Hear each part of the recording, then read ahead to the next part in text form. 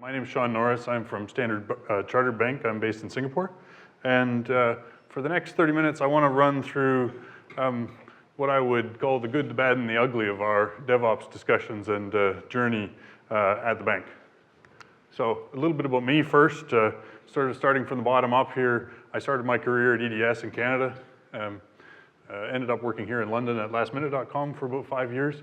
Worked my way through various other companies, including a stint at Amazon Web Services, till I now find myself running cloud infrastructure at Standard Chartered Bank. So why am I here talking about DevOps? Well, when I'm not working, I'm usually doing what you see in the right half of the slide here, which keeps me out of trouble on the weekends. But why am I here talking about DevOps? Well, I've been passionate about this subject for a long time. Like back to 2012, I was busy working through an MBA via distance learning while working full-time. I don't recommend that to anyone. However, having made that foolish choice, I then had to decide a thesis topic that I was going to write. And so I'd heard this kind of buzzword kicked around of DevOps, and my initial thought was I was a bit skeptical. I wasn't sure there was anything to this concept. So I ended up writing my MBA thesis, and I will say it was written quite badly, and it was a fairly mediocre effort by the time it was done. But nevertheless, I managed to get exposed to all these people like Gene Kim and John Willis, and reading things like keeping the data on time, and all these new practices that were transforming development and operations. So really, since then, it's been a real journey and learning exploration to be more involved with the DevOps community and find out more. A lot of people talk about imposter syndrome. I'm fairly certain I am actually an imposter standing up here on stage talking about DevOps, but I'm hoping giving you a little run through of what we found both that's worked and what's not worked at the bank you'll find interesting over the next few minutes. So let's jump straight in and talk a little bit about Standard Chartered as an organization. We're in the UK, so you probably best know us for being on the front of the Liverpool Football Club jersey. But what is Standard Chartered? Well, we're 165 years old. Queen Victoria signed our charter back in 1853, and we've printed banknotes in Hong Kong. If you've visited Hong Kong anytime, you'll notice that it's a public-private partnership, but we print a good portion of the banknotes in Hong Kong and have done so since 1862. 14 billion US in operating income, more than 9 million individual customers, and we run over 1,000 applications in production. Since we're at a technology conference, that's the part you're probably most interested in.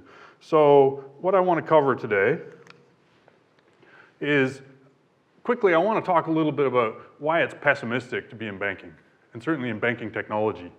There's lots that if you're of a pessimistic mindset can kind of get you down and get you discouraged about the size and magnitude of the task.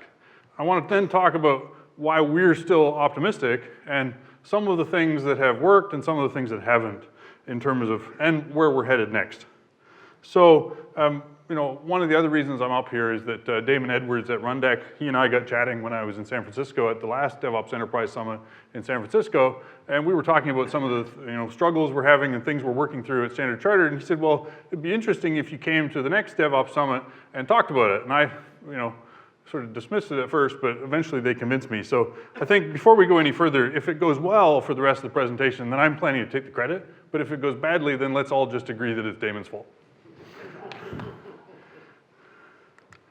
So to give you an idea of our footprint at the bank, all the blue countries are countries where we operate or have some presence. And so you can see that's more than 60 countries.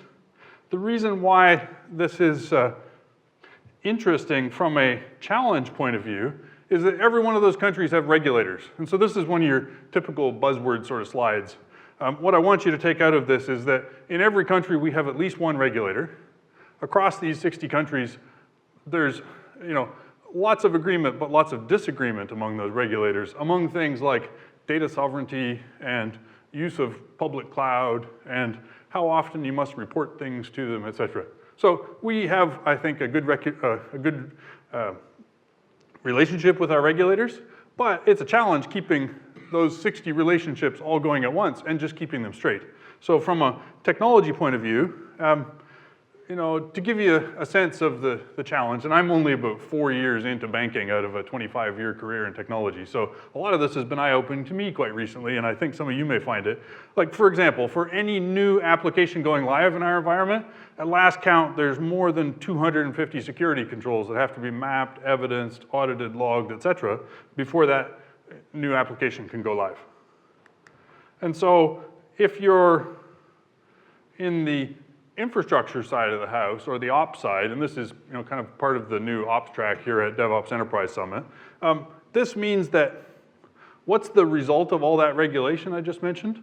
Well, all that regulation and the accompanying compliance that goes along with it means that our processes are really optimized for compliance and not for speed. So many of the processes that we use to manage risk were designed for 1 or 2 waterfall releases a year. That was the way we did things not that long ago, really, in our bank. Probably 5 years ago, if you came in, everything was waterfall. Today, we're probably 2/3 agile, and the rest are busy getting there. But all of our operations processes are still really designed and built to handle that 1 or 2 waterfall releases a year. And so what we're finding is something that I've heard through a number of other talks at the conference, that as teams embrace agile and move faster and get more efficient at building high-quality software, and working with their business better, operations increasingly becomes the bottleneck and the constraint. So in our environment, servers still typically take weeks to provision. And while parts of the delivery chain are automated, a lot of it still remains manual. To kind of put this in more perspective,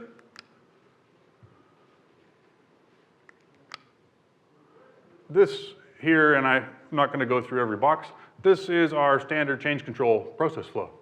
Okay, so we map out and processize all this stuff, but I counted through quickly, I think there's more than 35 individual steps, and this is what we have to go through for every single change that wants to make its way into production, whether it's a new release or change to an existing application.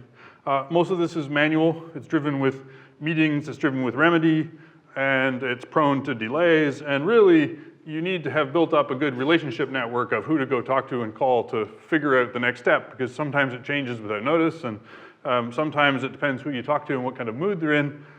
And from talking to colleagues at other banks, we're not unique in this, which I think we can take a little bit of solace in. Now, what happens when things go wrong?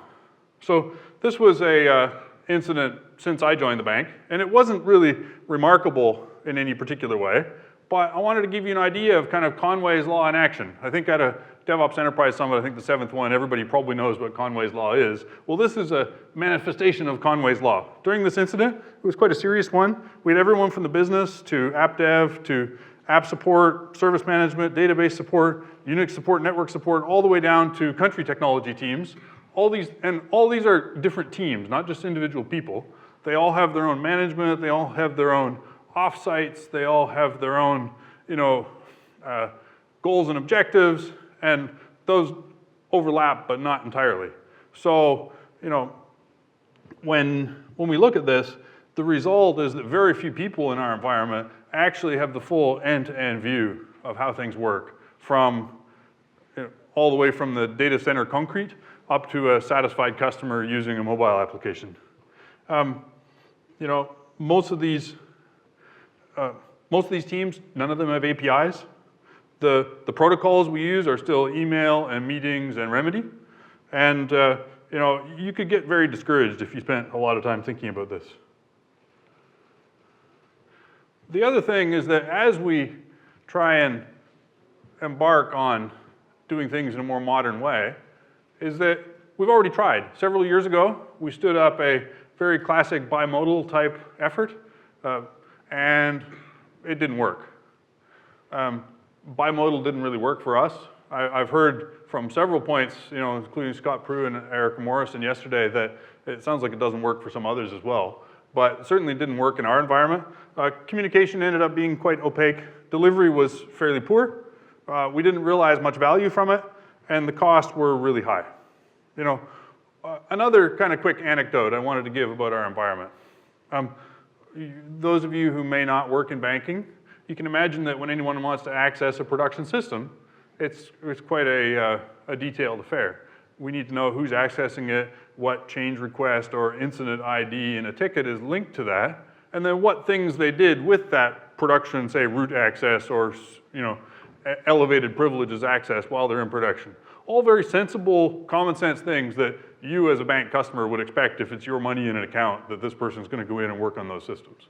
However, in order to satisfy auditors, what ends up happening is that how do we evidence that the person who went in and made those changes in that change request actually did the things they said they did? Well, our solution was to put in essentially a video recording system. So a digital CCTV, which recorded a screenshot or screen grabs of everything the person did, and then that goes through another ticket system, assigns it to their manager, who has to watch the entire video end to end of everything they're doing in production, and then attest that all the things they did matched up to the things they were supposed to do, and they didn't do any things that they weren't supposed to do while they were using that production ID access. So I'm going to come back to that because those are the sorts of encumbrances we have in financial services when it comes to doing DevOps and moving faster. There's lots of interesting reasons why. So at this point, hopefully you're all feeling a bit discouraged and thinking, wow, this is not a great news story. Despite sort of the obvious, there are a number of things that are quite encouraging that we're working on. So I'm going to talk about these and a couple other topics really quickly, and I'm going to try and run through them in a hurry. I want to talk about the DevOps tools pipeline we've built. I'm going to talk about cloud. I'm going to talk about Rundeck a little bit, and I'm going to finish up talking about culture and some of the interesting and encouraging signs we see around the bank's culture as a whole changing. So, where to start though? Now, the reason I put this up there, we had a strategy session about a month ago where all of the technical services folks, of which I'm a part, got together and we talked about our roadmap for all the products we manage in technology services over the next 18 months. And what we said is, as we go through and present these, if we hear something come up in conversation that we think is a fundamental tenet or a principle that we all agree with, let's write it down and let's capture it. And this was the output at the end of that session. So this is really encouraging to me because it tells me that we're fundamentally, as a management team, thinking about the right things and we're putting the right kind of tenets and principles. The other thing I want to outline here is I'm part of the core technology services group. I'm not part of an innovation lab. I'm not part of an incubation startup. We are the main group that runs all 1,000 applications for the bank. Every cent of revenue that the bank generates and every dollar of asset under management is managed in production by our group. So we are the bank's technology. We're not a kind of splinter bimodal stealth group going off the side saying, hey, look at all the cool stuff we're doing. So one of the things that has really started to develop traction is that we're using all the standard tools. I don't think any of the tools on here are going to be a big surprise, but if you were still using our old version control system, Bitbucket, which is not on here for some reason, is a big upgrade for you. And compared to having to use Remedy, the Atlassian suite is a big upgrade. So this has started to be useful. So we've called this our VX pipeline. We've tried to put some internal branding around it. And how is it working? Well, we've got more than 200 teams in the bank on it. Some teams have seen around 90% reduction in turnaround time by being on this platform. We're doing 6,000 builds a week, but to kind of riff a bit on Damon Edwards' chat, the part that we haven't figured out is the last mile. Of these 200 teams, there's only one that can now go all the way from idea into production, automated through the pipeline all the way, and that only went live a week ago. So I want to be honest here about where exactly we're at. The rest of these teams are some distance of the way, usually to dev test and maybe to test, but not to production. So that's really our effort and our focus this year. We've also tried to get better at architecture. Now, if you can imagine an environment like ours, when you come along with a new investment and you want to build a new project, eventually, after your developers do some design and say, we're going to build an application that looks like so, well, you come to the infrastructure folks in our team and say, we need you to host this thing for us. And what tends to happen today is that it's all manual and bespoke. we go off and spend a couple weeks and we generate a really pretty Word document for you, and it says you need 2 web servers and 7 app servers and 3 database servers, whatever it is you need. We package it all up, write some nice architecture diagrams, and then we send it to you and we give you a big internal cross charge for that effort.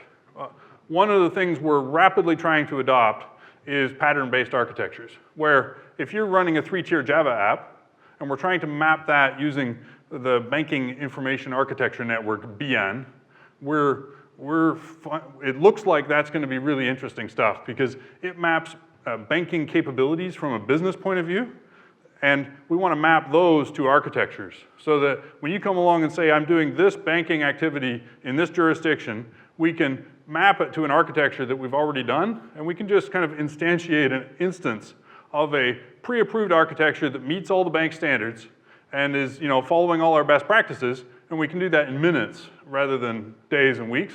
And it's also going to be expressed in the form of a Terraform script and Ansible, not in the form of a Word document. So this is pretty exciting as well. It's still early days though. Earlier this week, we pushed 8 dev environments for 8 different teams live with this system for the first time. So we're waiting to gather feedback on that, but really I feel a bit embarrassed even getting up here and talking about it because it's really in flight. The other interesting thing I want to talk about, at least I hope you find it interesting, is around private cloud. Now, you probably saw that I spent some time at Amazon, and I was very well drilled at Amazon that there should be no such thing as private cloud, and everyone should use the public cloud at all times for everything because it's wonderful. And for lots of industries, that's true. What we're finding in financial services is that our regulation is actually getting more difficult over time, not easier. So, I think there was this view, certainly I held it, that if we just wait long enough and all the benefits of public cloud become clear, regulators will all get on side and say, yes, off you go into public cloud. It hasn't panned out that way. It's actually becoming a steeper uphill climb to put workloads into public cloud. There's more scrutiny, more oversight, and it's not impossible, but it is lots of overhead and paperwork and committee meetings. So our previous approach could be summed up fairly simply as how fast can we adopt public cloud? Right now, we're seeing a private cloud solution be a tactical stopgap until such point as we can go faster towards public. Also, that 60-country map I showed you, that introduces huge complexities in terms of just keeping it all straight across 60 countries where we can do what. So by running in our own data center, but exposing our infrastructure with an API and giving a cloud-like experience to it, we get some of the benefits of cloud, and we can also go a lot faster. We're working with Stratascale on this, early days, but we're really encouraged with the results on that. Containers as well. We've heard lots about containers. I loved John Willis's talk yesterday. I learned a lot as well. I was the guy that he asked and said, what version of Docker are you running? And I said, I don't know. So, just to put my hand up and admit my limitations. So, when we look at containers, it's pretty clear that we're going to end up on some flavor of Kubernetes. We want to standardize and manage that centrally. What we saw is there have been a few efforts in kind of cottage industries across our technology organization to start using containers, but we now want to centralize, standardize, make sure it passes best practices in all of our compliance, and then we want to figure out how to connect that pipeline that we mentioned in to be able to deploy things to containers. We expect that this is where the majority of our apps are going to be. Let's call it in 2 to 3 years. So that's sort of the timeline we're looking at, is that if a majority of our workloads are not running in containers in 3 years' time, I'll be really surprised, but it won't be in 3 months' time. So let's talk a little bit about public cloud. Up till now, most of our work has been with AWS. I've tried to put them here in more or less alphabetical order, so I'm not showing any bias to any 3 of them. Any of you who work for large enterprises with sourcing committees and lots of governance around that will realize why I do that. What I would say is that we expect in the next 1 to 2 years that we'll have business relationships with all 3. One of the things we're hearing from regulators is that they would like us to have options. They're worried about concentration risk. And so we want to get good at operating in the clouds, not just the cloud. And so that may mean that we don't get to use some special features or secret sauce in one cloud, but we think the benefits of being portable probably outweigh that. And in cases where we do want to use secret sauce, there are aspects of each of these three that are unique and really cool, but we should take a mindful decision to say, hey, we're going to lock ourselves into that technology because it gives us so much benefit that it's worth being able to use something that's not available anywhere else. And so the controls and regulatory landscape is really the hard part of public cloud when it comes to banking. It's not the technology. We've already got lots of folks. We've hired actually quite a strong team around public cloud. And it's the regulatory and compliance and controls that is the difficult work here, not the actual technology itself. The other thing I want to talk about is sometimes Agile / DevOps, and I'm not saying they're the same thing, but they're kind of overlapping Venn diagrams of communities, gets a get-out-of-jail-free card when it comes to really rigorous reporting of milestones and value delivery. So certainly some of us have had a questionable reputation when it comes to, are you actually getting stuff done? Are you delivering the things you said you would? And, oh, well, it's agile, so we don't have to report. Or, oh, well, it's a DevOps thing, so we're working iteratively. Like, that's not really an excuse. And so this has the capacity to hamstring your DevOps efforts if it gets the reputation for just not having kind of rigor and discipline. This should actually make it easier to report on where things are at. And the fact that you're regularly taking feedback and changing direction or pivoting regularly shouldn't, give up the need to report those types of decisions and to be transparent and clear. So one of the things we've done is we've brought in some people with, good, strong, agile background, but also very strong program management skills to be able to really report on our program as we go. And it's early days on that, but we're encouraged with the results. A couple specific wins that we've had. This is in our core estate. There's no cloud in sight here, but what we found is that engineers working on a problem, if they picked it up, our monitoring estate, as you can imagine, the polite way to put it is heterogeneous. So depending which monitoring portal or platform or email queue you were looking at, it might not filter back to the people who could kick off an incident bridge and get all the machinery of incident management rolling to get that resolved as quickly as possible. So one of the things we built was a virtual Andon Cord. And again, at a DevOps conference, I probably don't have to explain what Andon Cords are. If you're not familiar with the concept, happy to chat afterwards and look it up. But the idea came from Toyota manufacturing.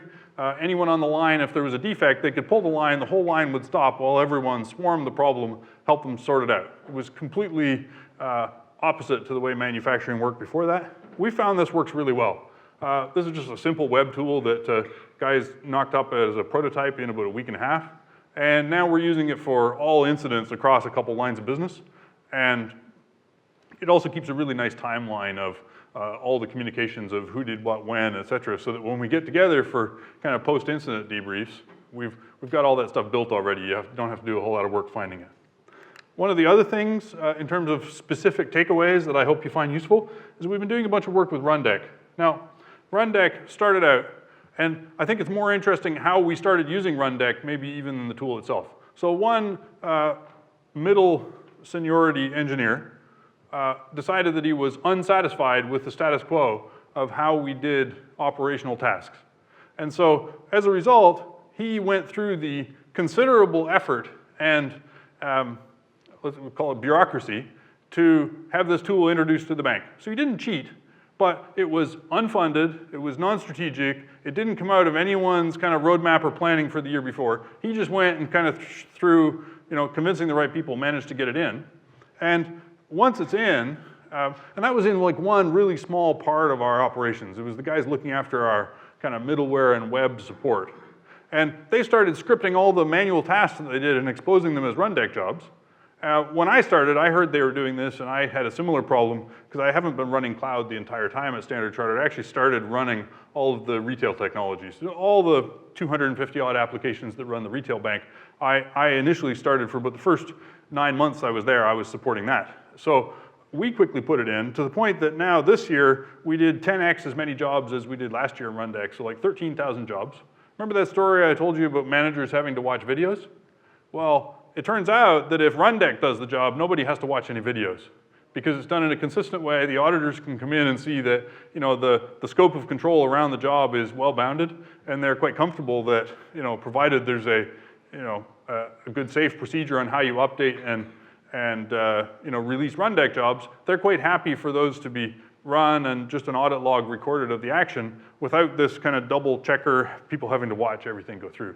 So every Rundeck job is one video that a manager doesn't have to watch in terms of production access and change reviews. So you see 13,000 jobs is not just kind of cool, it's actually a big savings for us as well. So we've had good luck with this. It's actually a key part of our kind of next-gen pipeline I talked about as well. That's going to be the button that someone clicks to actually do a promote to production. Mainly so that we capture the audit and tracking around that. So I want to finish up by talking a little bit about culture. When I joined the bank, we had 5 values or principles that I honestly can't remember because they were a bit bland, and I didn't hear them mentioned on a daily basis very often. Several months ago, the bank, after some effort, went through and we relaunched our valued behaviors. And the reason I'm excited about this is I think they're much easier and more accessible. Do the right thing, better together, and never settle. And then some specific things around sub-behaviors under each of those. This reminds me a lot of my time at Amazon. They had 14 leadership principles when I was there, and very rarely would a day go by that you didn't hear someone reference something like customer obsession, which was the first and probably most important one there.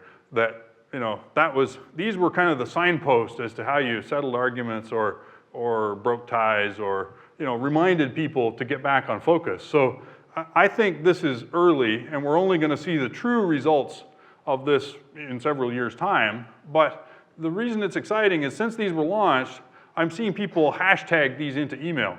When 2 teams collaborate together, I'm seeing people put hashtags at the end of the email saying better together when there was a win.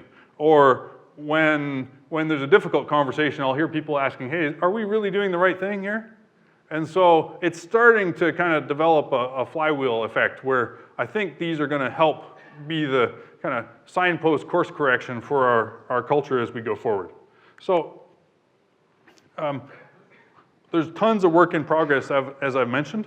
Our process universe, we literally have a thing called the process universe, and it's all the processes in the bank. It's, as I mentioned, engineered for the way things were, not necessarily the way things are going. So we have a huge amount of work to do to just rewrite a lot of our processes to be more lean, shift things left, apply DevOps principles, but yet still protect the bank.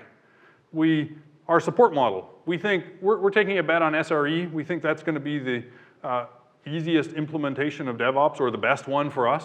So we've got a lot of work to do on that, and we're just starting it. And then the business case as well. I'm lucky enough to be in an organization which has kind of taken the leap of faith and said, hey, we're going to put 100-odd people on this effort and see how it goes. But we're in the business of money, and it's not going to be years and years with no returns and no value delivered that we get to kind of play with cool new tools. So these are all things that are in progress.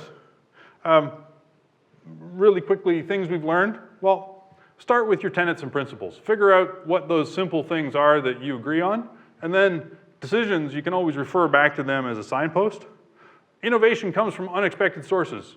If we had followed every rule to the book, we'd never have Rundeck in the environment. So don't be too quick to dismiss things that people bring in through the side door. Obviously, I'm not talking about putting the environment at risk. And in this case, we did bring it through all the necessary checks and balances. But it took somebody supporting that effort. And so I'd encourage you as leaders, when you see someone doing something slightly out of the ordinary that you think, hey, wait, that's not the right way to do that, don't necessarily dismiss it out of hand. Sometimes good things can come from that. And to steal Cornelia Davis's line, when it comes to cloud, how matters a lot more than where. How you get your applications from version control into cloud is actually a much more complicated and interesting story than just what data center they're running in at the end. And if you wave a magic wand on your enterprise environment and just shut down your data centers and move it into a public cloud without doing all the work of having that pipeline to build it consistently and automated test it and show all the clean room type stopgaps that Topo Pal has been talking about, well, you're going to end up with the same mess, and in a lot of cases, you're going to end up spending more. So help we're looking for? Feedback.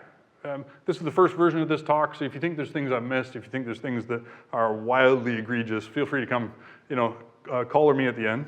I'd love to hear about things that have worked in your environment that maybe we haven't mentioned. How to package DevOps and sell it as a philosophy and not just a tool chain. A lot of people hear DevOps and they immediately think deployment tools. So, at this conference, I don't have to convince any of you, but I'd love to hear if you've had success marketing that. And then, we're looking for good talent. We're hiring all over Asia and here. And if you have ideas on how you've done that, I'll avoid actively poaching all of you in the room. But if you have ideas on how we can do that, and I'll just finish up with our latest marketing campaign, which I think is a good way to finish, which is that greatness has no finish line. We're never done in this. We've heard this from Cornelia this morning around that if you think you're done, you're probably not. And so, as a company and as a tech organization within a large bank, we're hopefully developing the mindset that we're never done. Thanks very much.